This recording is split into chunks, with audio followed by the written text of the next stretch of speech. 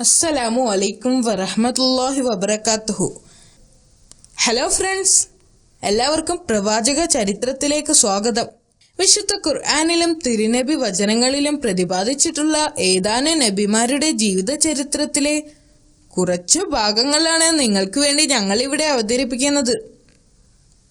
ആയിരക്കണക്കിന് വർഷങ്ങൾക്ക് മുൻപ് നടന്ന ചരിത്രമാകുമ്പോൾ ചില അഭിപ്രായ വ്യത്യാസങ്ങളോ കുറവുകളോ ഉണ്ടാകും. അത് കൂട്ടുകാർ ക്ഷമിക്കുമല്ലോ.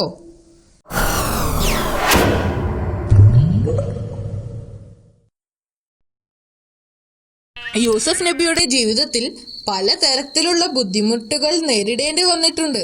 പ്രവാചകന്റെ ജീവിതം ഏറ്റവും നല്ല ക്ഷമാശീലനുള്ള ഒരു ഉത്തമ ഉദാഹരണമാണ്. അദ്ദേഹം അള്ളാഹുവിൽ ഉറച്ചു വിശ്വസിച്ചിരുന്നു. എന്നിട്ടും അദ്ദേഹത്തിന് ജയിലിൽ പോകേണ്ടി വന്നു. ഇത് അദ്ദേഹത്തിന് നേരിടേണ്ടി വരുന്ന മൂന്നാമത്തെ പരീക്ഷണമായിരുന്നു.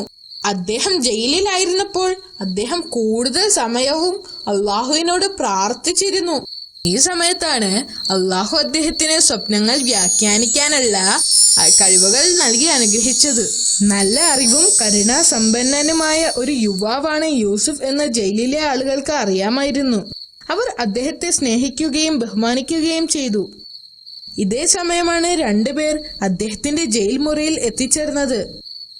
ഒരാൾ രാജാവിന്റെ പരിചാരകനും മറ്റൊരാൾ അദ്ദേഹത്തിന്റെ പാചകക്കാരനുമായിരുന്നു.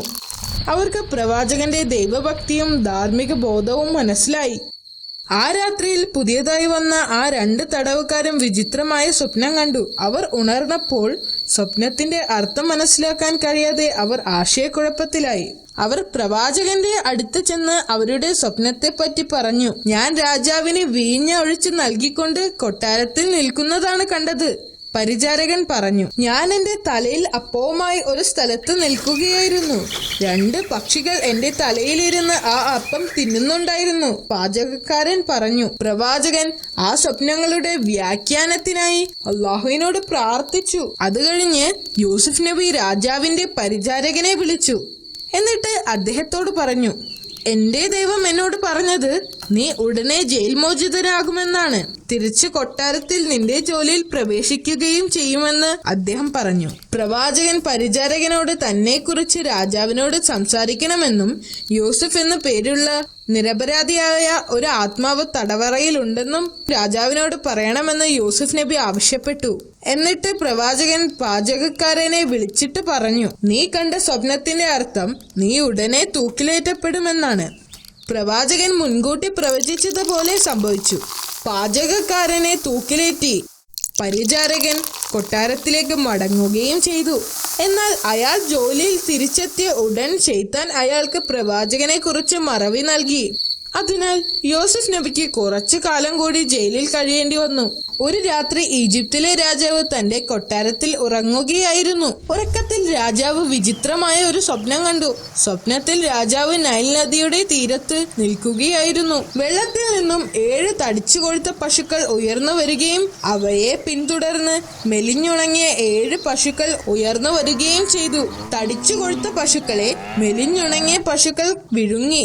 അതിനുശേഷം നദീതീരത്ത് 7 ധാന്യച്ചെടികൾ വളർന്നു വരികയും പെട്ടെന്ന് അവ അപ്രത്യക്ഷമാവുകയും പിന്നീട് അതിന്റെ സ്ഥാനത്ത് 7 ഉണങ്ങിയ ചെടികൾ വളരുകയും ചെയ്തു. സ്വപ്നത്തിന്റെ അർത്ഥം മനസ്സിലാക്കാൻ കഴിയാത്തതിനാൽ രാജാവ് ഭയപ്പെട്ടു. അടുത്ത ദിവസം രാജാവ് തന്റെ മന്ത്രിമാരെയും പുരോഹിതന്മാരെയും ഉപദേശകരെയും വിളിച്ചുകൂട്ടി തന്റെ സ്വപ്നത്തെ പറ്റി അവരോടും പറഞ്ഞു. ഇതൊരു സാധാരണ സ്വപ്നം മാത്രമാണ്. ഇതിൽ ഭയപ്പെടേണ്ട കാര്യമൊന്നുമില്ല. കുറച്ചുപേർ അങ്ങനെ പറഞ്ഞു. ഇതൊരു ദുസ്വപ്നം മാത്രമാണ്. അതിനെക്കുറിച്ച് വിഷമിക്കേണ്ട കാര്യമൊന്നുമില്ല. മറ്റു ചിലർ ഇങ്ങനെയും പറഞ്ഞു. ഈ വാർത്ത പരിചാരകന്റെ ചെവിയിലുമെത്തി. പെട്ടെന്ന് അദ്ദേഹത്തിന് യൂസുഫ് നബിയെ കുറിച്ച് ഓർമ്മ വന്നു. അദ്ദേഹം രാജാവിന്റെ അടുത്തേക്ക് ഓടിച്ചെന്ന് പ്രവാചകനെ കുറിച്ച് പറഞ്ഞു. ഉടനെ രാജാവ് പരിചാരകനെ പ്രവാചകനെ കാണാൻ പറഞ്ഞയച്ചു. രാജാവിന്റെ സ്വപ്നത്തെക്കുറിച്ച് പ്രവാചകനോട് പറഞ്ഞു. പ്രവാചകൻ അള്ളാഹുവിനോട് പ്രാർത്ഥിക്കുകയും പിന്നീട് സ്വപ്നത്തിന്റെ അർത്ഥം വിശദീകരിക്കുകയും ചെയ്തു. രാജ്യത്ത് 7 വർഷം സമ്പന്നമായ വിളവെടുപ്പുണ്ടാകും. ആളുകൾക്ക് കഴിക്കാൻ ധാരാളം ഭക്ഷണം ഉണ്ടാകും. ഇതിനെ തുടർന്ന് രാജ്യത്ത് 7 വർഷത്തേക്ക് വരൾച്ചയുണ്ടാകും. ആവശ്യത്തിന് വെള്ളവും ഭക്ഷണവും ഇല്ലാത്ത അവസ്ഥ വരും. ഈജിപ്ത് മുഴുവനും ദാരിദ്ര്യത്തിലാകുമെന്നും പ്രവാചകൻ പറഞ്ഞു. യൂസുഫ് നബിയെ ജയിൽ മോചിതനാക്കാനും രാജാവിന്റെ മുൻപിൽ ഹാജരാക്കാനും രാജാവ് ആവശ്യപ്പെട്ടു. പ്രവാചകൻ കൊട്ടാരത്തിൽ എത്തിയപ്പോൾ സുന്ദരനായ ആ ചെറുപ്പക്കാരനെ കണ്ട് രാജാവ് അമ്പരന്നു. കുറച്ചു സമയത്തേക്ക് പ്രവാചകന്റെ അറിവുകളെ പരീക്ഷിച്ചുകൊണ്ട് രാജാവ് അദ്ദേഹത്തോട് സംസാരിച്ചു. പ്രവാചകന്റെ മറുപടികൾ രാജാവിനെ അത്ഭുതപ്പെടുത്തുകയും യൂസുഫ് വളരെ ബുദ്ധിമാനാണെന്ന് രാജാവിന് ബോധ്യപ്പെടുത്തുകയും ചെയ്തു. പിന്നീട് രാജാവ് വരാനിരിക്കുന്ന ക്ഷാമത്തിന് എന്താണ് പരിഹാരമെന്ന് പ്രവാചകനോട് ചോദിച്ചു. ശരിയായ രീതിയിൽ ആസൂത്രണം ചെയ്താൽ ക്ഷാമത്തെ നേരിടാം. സമൃദ്ധിയുടെ നാളുകളിൽ വിളകളെല്ലാം സൂക്ഷിച്ചു വെക്കണം. അത് ക്ഷാമകാലത്തേക്ക് ഉപയോഗിക്കാൻ കഴിയും. പ്രവാചകൻ രാജാവിനെ ഉപദേശിച്ചു. രാജാവിന് പ്രവാചകനോട് മതിപ്പ് തോന്നി. രാജാവ് യൂസുഫ് നബിയെ അവിടത്തെ ധാന്യപ്പുരയുടെ നിയന്ത്രണം ഏൽപ്പിച്ചു. അദ്ദേഹത്തെക്കാൾ അനുയോജ്യനായ മറ്റൊരാൾ അതിനില്ലെന്ന് രാജാവ് മനസ്സിലാക്കി. അദ്ദേഹം ഈജിപ്തിലെ പ്രമുഖ വ്യക്തിയായി മാറി. കാലചക്രങ്ങൾ തിരിഞ്ഞു. ഏതാനും മാസങ്ങൾക്ക് മുൻപ് ജയിലിൽ കഴിഞ്ഞിരുന്ന പ്രവാചകൻ ഇപ്പോൾ ഈജിപ്തിലെ മുതിർന്ന ഉദ്യോഗസ്ഥന്മാരിൽ ഒരാളായി മാറി. തുടർന്ന് വന്ന 7 വർഷങ്ങളിൽ പ്രവാചകന്റെ നിയന്ത്രണത്തിലായിരുന്നു കൃഷി. വരാനിരിക്കുന്ന ക്ഷാമകാലത്തേക്കുള്ള ധാന്യങ്ങൾ അദ്ദേഹം ശ്രദ്ധാപൂർവം ശേഖരിച്ച് സംരക്ഷിച്ചു. ഇതിൽ രാജാവ് വളരെയധികം സംതൃപ്തനായിരുന്നു.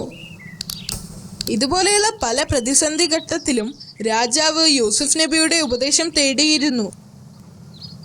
വർഷങ്ങൾ കടന്നുപോയി. പ്രവാചകൻ പ്രവചിച്ചതുപോലെ വരൾച്ച വന്നു. രാജ്യത്ത് മുഴുവനും ക്ഷാമം വ്യാപിച്ചു. വെള്ളം എല്ലായിടത്തും വറ്റാൻ തുടങ്ങി. ഇലകൾ മഞ്ഞ നിറമായി. ആകാശത്ത് നിന്നും ഒരു തുള്ളി മഴ പോലും ലഭിച്ചില്ല. പ്രവാചകൻ വരാനിരിക്കുന്ന കഠിന നാളുകൾക്ക് വേണ്ടത്ര ധാന്യങ്ങൾ നേരത്തെ തന്നെ ശേഖരിച്ചു വച്ചിരുന്നു.